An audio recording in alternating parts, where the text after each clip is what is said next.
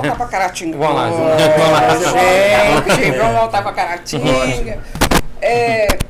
Então, nós temos hoje uma federação, né, Ju? Que está o PT, PV e PCdoB. O partidão. E essa federação tem um candidato a prefeito de Caratinga em 2024.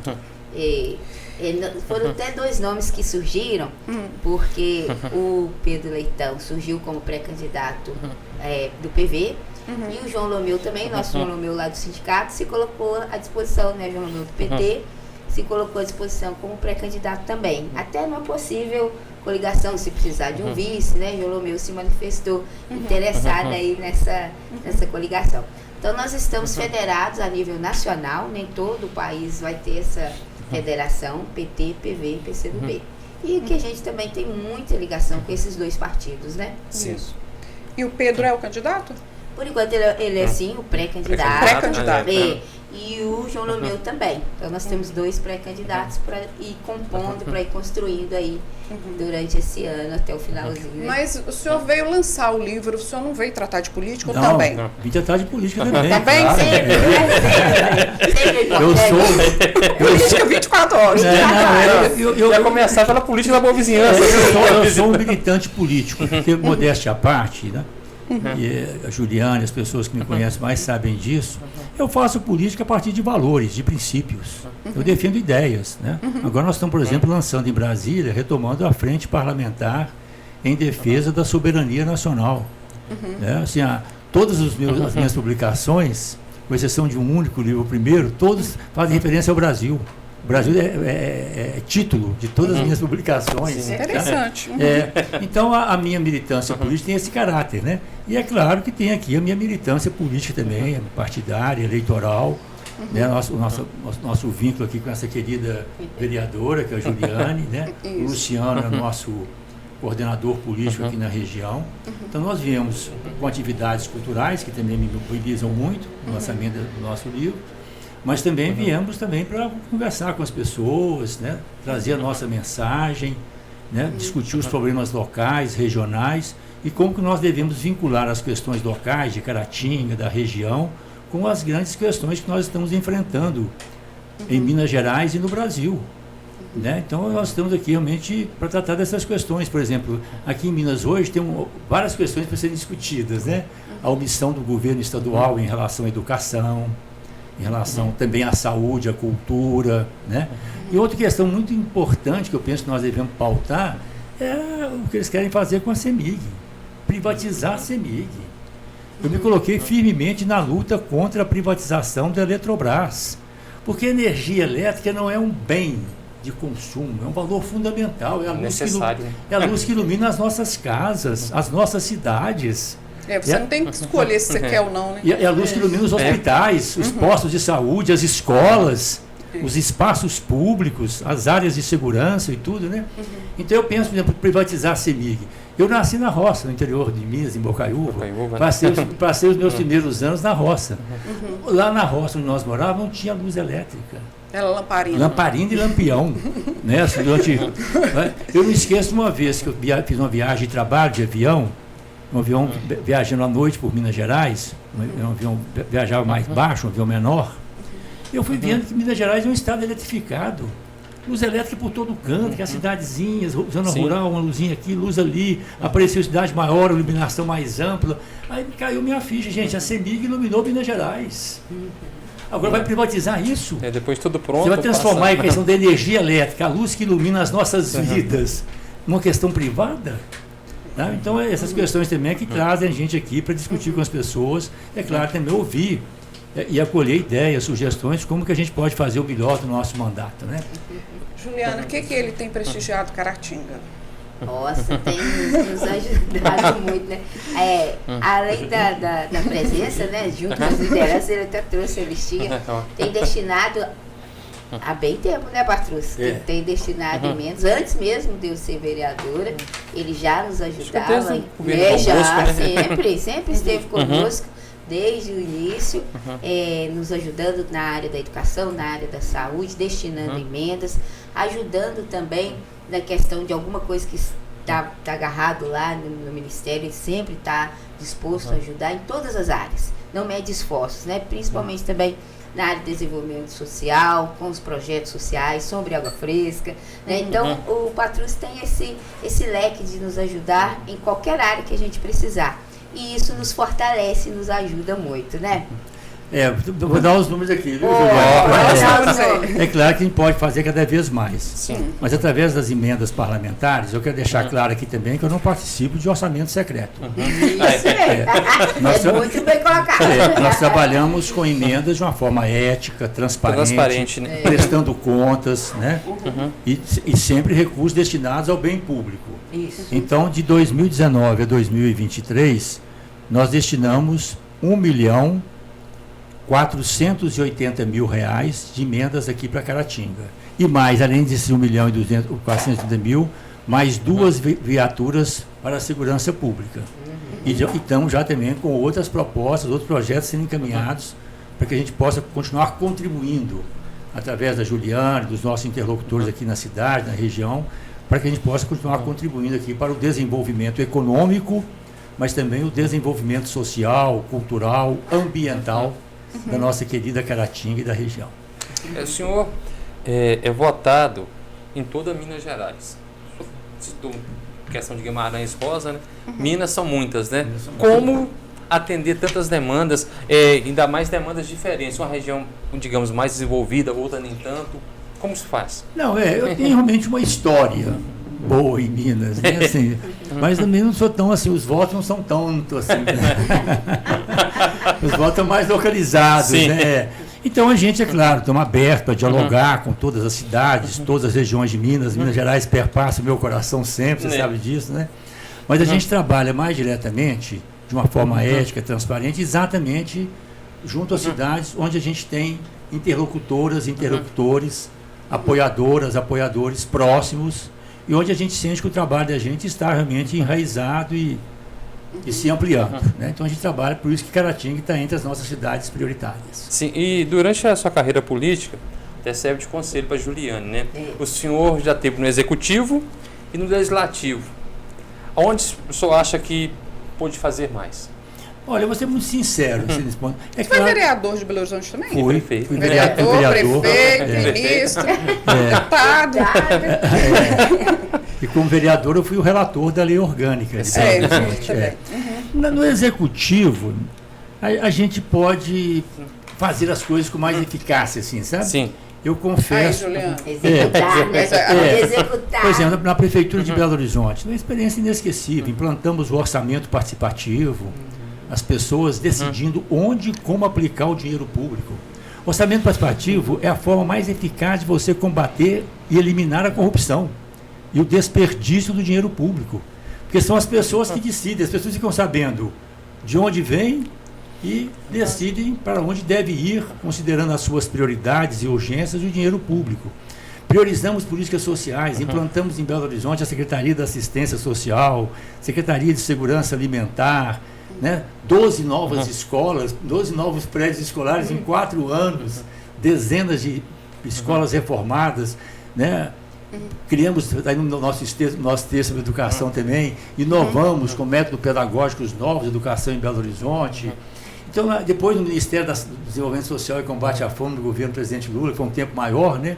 Também levamos a segurança alimentar para o Brasil afora, implantamos o programa Bolsa Família. Você se sente realizado com o projeto Bolsa Família? Eu tenho alegria de ter realizado, mas eu acho que o programa Bolsa Família, como tudo na vida, pode e deve ser cada vez mais aperfeiçoado. Eu trabalho sempre nessa perspectiva. Eu tenho uma grande alegria, né, e devo muito ao presidente Lula, que foi um grande parceiro, né, nós não teríamos implantado o Bolsa Família em todos os municípios do Brasil, se não fosse o apoio efetivo do presidente. Então foi realmente uma experiência inesquecível, que me marcou muito. Mas nós tivemos agora, né, o governo passado desmontou o Bolsa Família, nós estamos retomando o programa Bolsa Família, e eu acho que cada vez mais o programa Bolsa Família deve integrar com outras políticas públicas. Ele já está integrado, nós integramos com a segurança alimentar, com as políticas públicas da assistência social, né, com os CRAS, com os centros de referência social. E, sobretudo, agora avançar nesse sentido que a Juliana colocou muito bem. O Bolsa Família trabalha com condicionalidades. as famílias se comprometem a ter as crianças e adolescentes na escola e a ter os cuidados preventivos e curativos com a saúde. Então, acho que é muito importante também nós mobilizarmos as famílias. Mas eu acho que essa logística funciona. Pois não, funciona agora, nesse sentido, eu queria dizer, funciona em termos, mas eu penso que é um desafio para funcionar melhor e cada vez mais, que é as famílias pressionarem e o Estado responder, o Estado agindo de forma integral no plano municipal, estadual e nacional, a garantir que as famílias pobres tenham escola pública de boa qualidade próxima das suas casas, para que as suas crianças possam realmente cumprir a condicionalidade sem maiores sofrimentos. E a mesma coisa em relação à saúde, que as famílias possam cumprir as exigências com relação aos cuidados preventivos e curativos da saúde em espaços de saúde pública, postos de saúde, ambulâncias, hospitais, que estejam próximos das pessoas e das famílias. Então, eu vejo que o desafio agora é cada vez mais nós integrarmos o Bolsa Família com as demais políticas públicas. E aí entra também a questão da capacitação profissional, né, de preparar bem as crianças, os jovens, para um trabalho digno, decente, a questão da moradia, a integração das políticas públicas. Como o senhor avalia? Eu fico observando, quando a gente ouve as conversas das ruas, o Bolsa Família também, isso envolve um determinado segmento político. Tem seus detratores, você fica, mas tá vendo? Dá o dinheiro, a pessoa não... Que eu acho isso um contrassenso, uma coisa assim... isso vale lembrar que não é coisa só do Brasil, não. Vários países têm esse tipo... É tipo assim, ter que ensinar a pescar, peixe, né? Mas o que você acha desses detratores do Bolsa Família, digamos assim? Pois é, eu sempre lembro, né, gente, importante é isso. O legado da escravidão continua muito presente no Brasil. Os preconceitos raciais, mas também os preconceitos sociais. Os preconceitos contra os pobres, né? Porque a questão da escravidão no Brasil, que durou quase 400 anos, o ser humano considerado como coisa, né? Ele estava ligado também a uma estrutura social que continua ainda muito forte no Brasil. Primeiro, o latifúndio, né? A grande propriedade rural que se estendeu também às propriedades urbanas, a especulação imobiliária, né? Tanto que nós estamos atravessando o século XXI e não fizemos no Brasil a reforma agrária e a reforma urbana, no sentido de garantirmos o direito de propriedade, mas garantirmos também o princípio constitucional da função social da propriedade. E agora nós temos que falar também da função ambiental, né? Preservar as águas, as nascentes, os rios, né? Quer dizer, o direito de propriedade deve estar adequado às exigências também do bem-estar coletivo, né? Do bem comum. Então vem a escravidão, o latifúndio, o patriarcado, vamos traduzir claramente o machismo, portanto também refletindo sobre a questão das mulheres, né?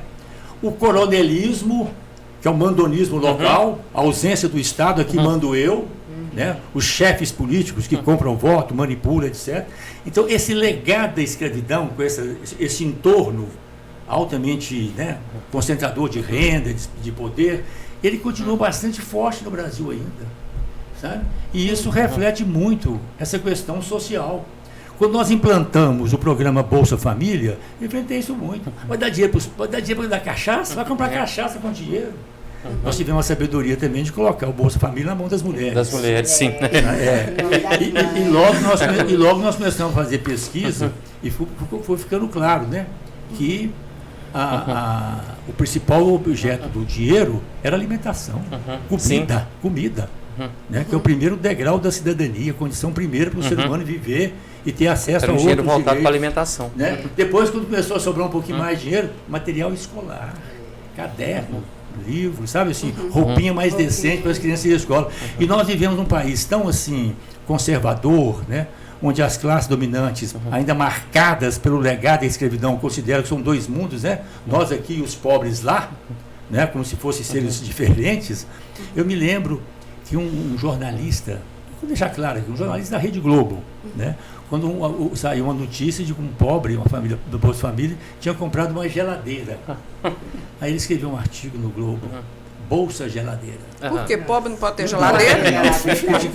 Por incrível que pareça, velho, ele estava questionando exatamente isso, sabe? Não, é igual televisão, todo mundo compra televisão, então eles não podem ter televisão, Exatamente, essa visão preconceituosa. Sim. Aos pobres nada, né? Nada. O pobre pode ter. Aí nós estamos discutindo, não, gente, a geladeira é fundamental Tá, para garantir a sim. alimentação Pra dos conservar hoje. alimentos, conservar. Sabe? E é Sim. claro que nós queremos cada vez mais que as pessoas tenham melhores condições de vida.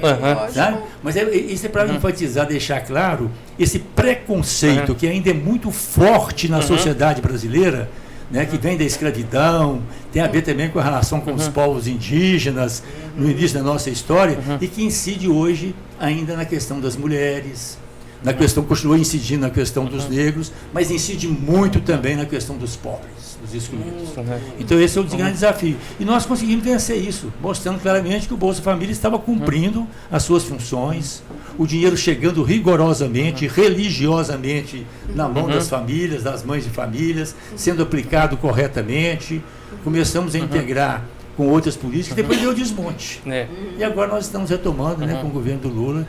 Espero que a gente abra novas avenidas e eu me possibilidades. recordo, eu só não sei quem brincou quando, assim, implementação do Bolsa Família, até o Eduardo Suplicy, usando a tribuna, e citou a questão dos Estados Unidos, pro Alasca, né, quando o incentivo que teve, o tipo de bolsa, né. Aí eu acho alguém do PT mesmo falou, ô Suplicy, mas pro Alasca só com muito dinheiro para ir para lá mesmo.